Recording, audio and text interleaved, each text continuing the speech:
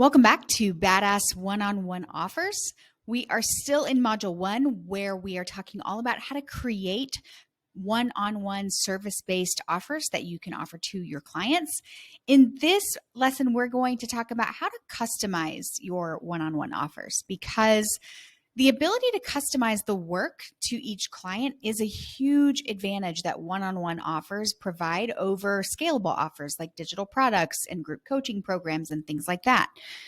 When you can customize the work to the client, you don't have to guess what people want. You can just let them tell you what they want and put together a proposal for that. So that can be a huge advantage. But too much customization will make your business really hard to operate. It'll make your life really difficult on the back end. If every single client that you bring in has a custom process and a different level of service and different pricing and different terms, it can be really difficult to manage. So it's important to strike the right balance between customization and standardization. So we're going to talk about 4 different ways that you can customize your one-on-one offers. And those 4 approaches are standardized packages, tiered packages, sliding scale packages, and fully custom packages. So hopefully after seeing the range of options that you have, you can decide what's going to meet the needs of your client, but also make the back end of your business smooth and easy to operate. So the first type is fully standard packages. So in fully standard packages, you have the same process, the same level of service, and the same price for every single client that you have for that offer. Now, you may have very minor upsells, very minor add-ons that people can choose from, but generally speaking, we're talking about doing the same work in the same way for every single client. For example, all of my business coaching clients go through the same kind of process. They have the same price, and the package has the same basic structure. So when I work with a business coaching client one-on-one, obviously what I am doing in the sessions is customized to each client, but the actual process itself is standardized. So that makes it really easy for me to bring on new clients because I do the same thing in the same way for every single person. Now, tiered packages are slightly different.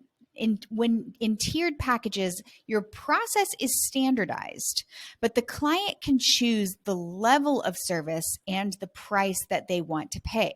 So the best example of this is wedding photography. So a wedding photographer is generally speaking going to do the work in the same way for every single client.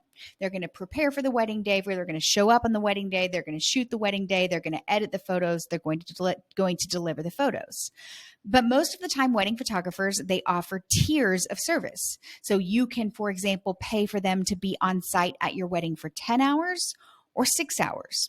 Sometimes you can choose to add things to your package like engagement photos, bridal photography, things like that. So it's the same process. The process is very standardized, but the client can choose how much they want. Sliding scale services are similar to tiered services, but they're a little bit different. So in sliding scale services, your process is totally standardized, but the actual price of that work will scale up or down based on the impact of the work. For example, if you do a branding project for a $200 million company, the price is going to be really different than you would charge if you're working for a $200,000 company. And the pricing is going to be different because the impact of the work is very different. So in sliding scale packages, you scale the price up and charge more if the work is going to have more value and more of an impact. And you scale the price down if the work is going to have less value and less of an impact. And most of the time, that depends on the relative size of the client. So things like branding and web design and even product photography can all be packaged according to a sliding scale. The last way that you can approach customization is to have your service packages be fully customized. And fully customized means the process, the level of service, and the price is fully tailored and fully customized exactly to the needs of that client. You're developing a completely custom solution for each individual client. And most service providers don't operate like this, but one example where this is common is consulting. So most of the time in consulting, no matter what kind of consulting you do, you're trying to meet the needs of each client in a very specialized way. And in which case, a fully customized approach might make the most sense.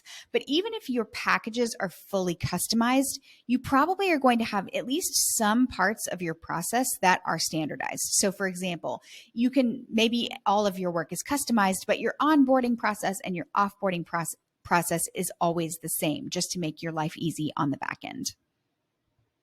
So let's talk about things to avoid when you're approaching customization of your offers.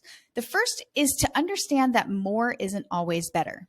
Your packages should reflect the best possible solution that you can come up with to solve your client's problem, right? We're not just trying to beef up our service packages with a lot of stuff just so that we can charge more, but we're trying to craft and tailor a really good solution to the problem that we're trying to solve.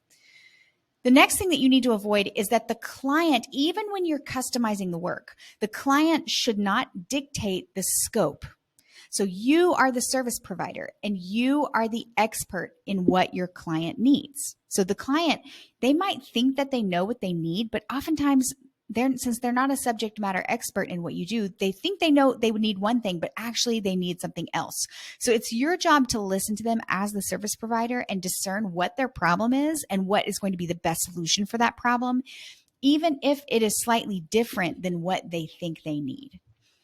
And the last thing that you need to avoid is don't go overboard with options and add-ons, because if you give people too many choices, it's going to leave your prospective clients confused, and confused customers will not want to buy. So add-ons and options and things like that can be nice, but keep it simple wherever possible.